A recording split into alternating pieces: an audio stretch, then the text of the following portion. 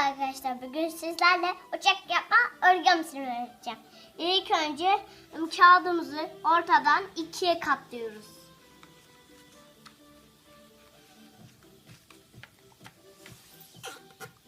Sonra açıyoruz kağıdımızı.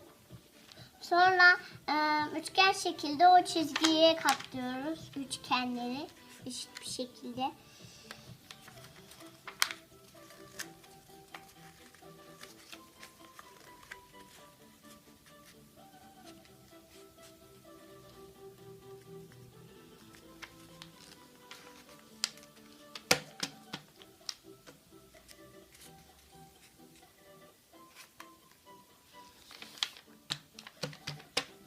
Oldu. Şimdi zarf şeklinde katlıyoruz çizgiye doğru.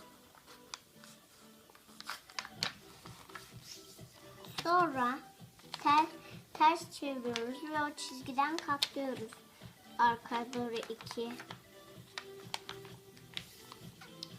Sonra üçgen şekilde katlıyoruz.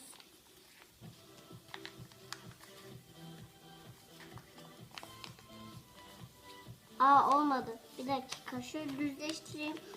Sonra böyle yapacağız. Oldu. Şimdi böyle yapıyoruz.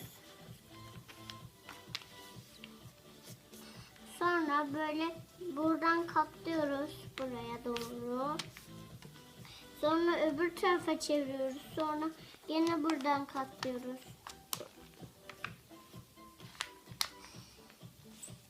Ve işte uçağımız bitti. Tıpkı bunun gibi boyayabilirsiniz ya da farklı şekillerde boyayabilirsiniz.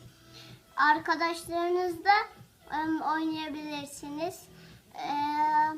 Sonra kanalıma abone olmayı, bildirimleri açmayı ve videoma like atmayı da unutmayın. Bay bay.